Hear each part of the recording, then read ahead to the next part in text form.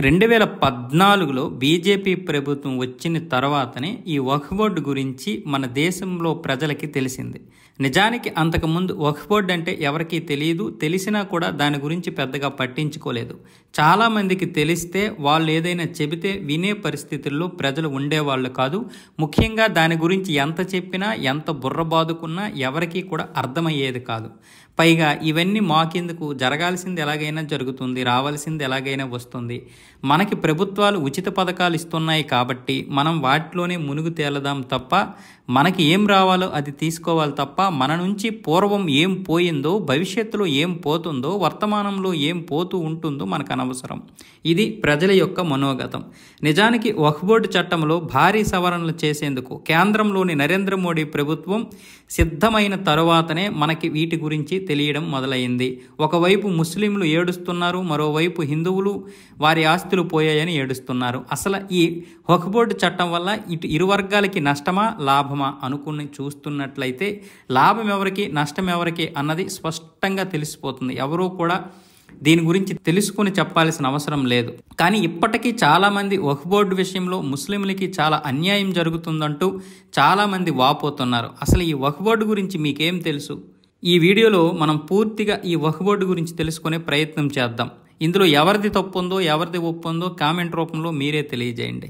ఈ చట్టంలోని దాదాపు 40 సవరణలను కేంద్ర మంత్రివర్గం ఇంతకు ముందే ఆమోదించింది. వక్ఫ్ బోర్డు అధికారాలకు అడ్డుకట్ట వేయాలని కేంద్ర ప్రభుత్వం భావిస్తుందని చాలామంది విశ్లేషకులైతే చెబుతున్నారు. 40 ప్రతిపాదిత సవరణల ప్రకారం వక్ఫ్ బోర్డులు ఆస్తులపై చేసిన క్లెయిములను తప్పనిసరిగా ధృవీకరించాలి. ముస్లిం పర్సనల్ లా బోర్డు ప్రభుత్వం యొక్క ఈ చర్యను వ్యతిరేకించింది. వక్ఫ్ బోర్డు యొక్క చట్టపరమైన హోదా, అధికారాలలో ఎలాంటి జోక్యాన్ని సహించబోమని కూడా పేర్కొంది. వక్ఫ్ అంటే ఏమిటి? నిజానికి వక్ఫ్ అంటే ఇస్లామిక్ చట్టం ప్రకారం మతపరమైన లేదా స్వచ్ఛంద ప్రయోజనాల కోసం ప్రత్యేకంగా అంకితం చేయబడిన ఆస్తులను వక్ఫ్ సూచిస్తుంది. ఇది ఇస్లాంలో ఒక రకమైన ధార్మిక ఏర్పాటు. వక్ఫ్ అంటే ఇస్లాం అనుచరులు దానం చేసిన ఆస్తి అని అర్థం. ఇది చర స్థిరాస్తులు రెండూ కావచ్చు. అనుమానాస్పద ఆస్తి యొక్క యాజమాన్యం మారిన వెంటనే ఆస్తి యజమాని నుంచి అల్లాకు బదిలీ చేయబడినట్లు పరిగణింపబడుతుంది. దీంతో అది తిరిగిలేనిదిగా మారుతుంది. ఆస్తిని ఒక్కసారి వక్ఫ్ ఆస్తిగా ప్రకటించినట్లయితే ఇక దానికి ఎదురు లేదు. వక్ఫ్ ఆస్తుల నిర్వహణకు ప్రతి రాష్ట్రంలో వక్ఫ్ బోర్డును ఏర్పాటు చేశారు. వక్ఫ్ చట్టం 1954లో ఆమోదించబడింది. 1995లో వక్ఫ్ చట్టాన్ని సవరించడం ద్వారా వక్ఫ్ బోర్డుకు అపరిమిత అధికారాలు కల్పించారు. ఈ రెండు కూడా ఎవరు చేశారు? 1954లో నెహ్రూ ప్రభుత్వం చేసింది, 1995లో కాంగ్రెస్ ప్రభుత్వం చేసింది. 2013లో వక్ఫ్ చట్టాన్ని సవరించారు. ఏ కోర్టులోనూ సవాలు చేయలేని ఎవరి ఆస్తులనైనా స్వాధీనం చేసుకునేందుకు వక్ఫ్ బోర్డులకు అపరిమిత హక్కులు కల్పించారు. సరళంగా చెప్పాలంటే ముస్లిం చారిటీ పేరుతో ఆస్తిని క్లెయిమ్ చేయడానికి వక్ఫ్ బోర్డుకు అపరిమిత హక్కులు ఉన్నాయి. ఏ ఆస్తినైనా వక్ఫ్ బోర్డు తమదని అనుకుంటే ఆ ఆస్తికి సంబంధించిన యజమానికి కోర్టుకు వెళ్ళినా కూడా లాభం ఉండదు. ఎందుకంటే కోర్టు వక్ఫ్ బోర్డు విషయంలో జోక్యం చేసుకోకుండా ప్రత్యేక చట్టం రూపొందించారు. 15 ఏళ్లలో యూపీఏ ప్రభుత్వంలో చేసిన సవరణల వల్లే వక్ఫ్ బోర్డు ప్రైవేట్ ఆస్తుల నుంచి ప్రభుత్వ భూమి వరకు, గుడి భూముల నుంచి గురుకుల వరకు భూమాఫియాలాగా ప్రవర్తిస్తుందనే ఆరోపణలున్నాయి. అది నిజం కూడా.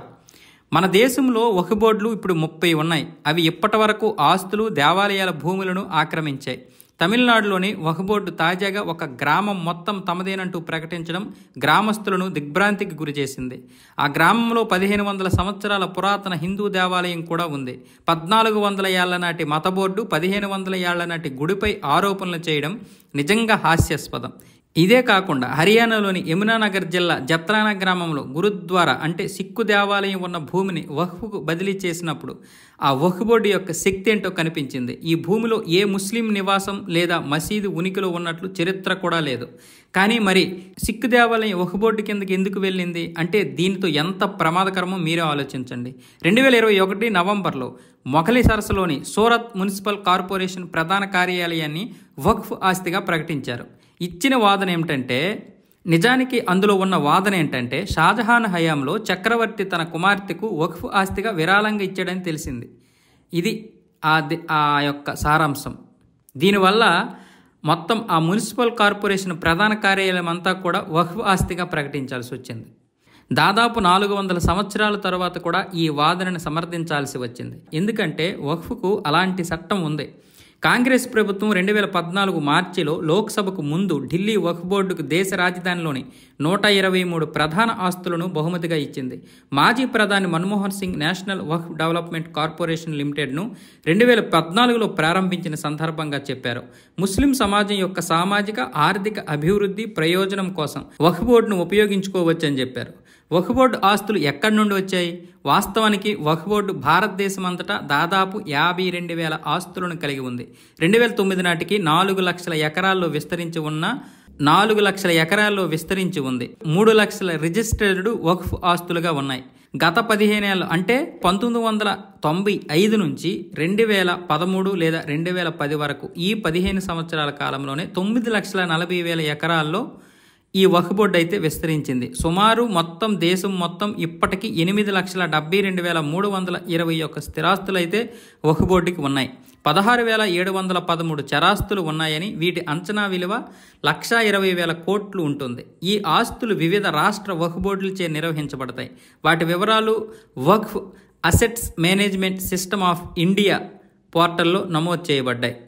వక్ఫ్ బోర్డు సాయుధ దళాలు భారతీయ రైల్వేల తర్వాత భారతదేశంలో 3వ అతిపెద్ద భూ యజమానిగా ఉంది. యూపీలో అత్యధిక సంఖ్యలో వక్ఫ్ బోర్డు ఆస్తులు ఉన్నాయి. యూపీలో సున్నీ బోర్డుకు మొత్తం 2,10,239 ఆస్తులు ఉండగా షియా బోర్డుకు 15,386 ఆస్తులు ఉన్నాయి. ప్రతి సంవత్సరం వేల మంది వ్యక్తులు వక్ఫ్ రూపంలో బోర్డుకు ఆస్తిని విరాళంగా ఇస్తారు. ఇది దాని సంపదను పెంచుతూనే ఉంటుంది. నిజానికి ఎవడి సంపదను ఎవడిస్తున్నాడో అర్థం కాని పరిస్థితి ఇప్పుడు వక్ఫ్ బోర్డులో ఉంది. అయితే వక్ఫ్ బోర్డు అంతా నీతి నిజాయితీగా నడుస్తుందంటే అది లేదు. ముస్లింల్లోనే ముస్లింలు చాలా మంది మోసం చేసుకుంటూ ఉన్నారు. ఈ వక్ఫ్ బోర్డు ఆస్తులు ఏవైతే ఉన్నాయో దీని కింద పనిచేస్తున్నటువంటి చాలామంది వ్యవస్థాపకులు, ట్రస్టీలు, అలాగే ఖదీలు వీరందరూ కలిసి ఎవరికి నచ్చిన విధంగా వారు అమ్ముకున్నారు. నిజానికి పేద ముస్లింలకి ఈ యొక్క ఆస్తులు అయితే చెందలేదు. అయినా కూడా వక్ఫ్ బోర్డు విషయంలో ముస్లింలు అందరూ సపోర్ట్ చేస్తున్నారంటే లేదు. దాదాపు 40% మంది ముస్లింలు దీనికి వ్యతిరేకంగా ఉన్నారు. 20% మంది ముస్లింలు దీన్ని తటస్థంగా చూస్తున్నారు. ఎందుకంటే వారికి నిజానికి ఇందులో ఈ ఆస్తుల వల్ల రూపాయి కూడా లాభం లేకుండా పోయింది.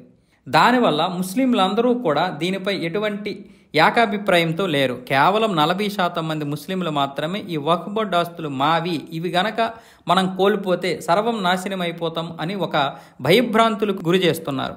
కానీ ఇందులో నిజానికి ఏంటంటే చాలా విలువైనటువంటి ఆస్తుల్ని ఎప్పుడో అమ్మేసుకున్నారు. పైగా రియల్ ఎస్టేట్ వ్యాపారం కూడా చేసేశారు. ఎవరి భూములు ఎవరు అమ్మారు, ఎవరు ఇల్లు కట్టుకున్నారు. ఈరోజు మీరు హైదరాబాద్ మణికొండ ప్రాంతంలో చూసుకున్నట్లయితే గోల్కొండ కిల్లా కింద ఉన్నటువంటి మణికొండ, అలాగే ఈ ల్యాంకో హిల్స్, అలాగే అటువైపు రింగ్ రోడ్డు, ఇదంతా కూడా ఇప్పుడు వక్ఫ్ బోర్డు కిందే ఉంది వాస్తవానికి. అంటే మరి రియల్ ఎస్టేట్ ఎప్పుడు జరిగింది అంటే ఎంతమంది అమ్ముకున్నారు?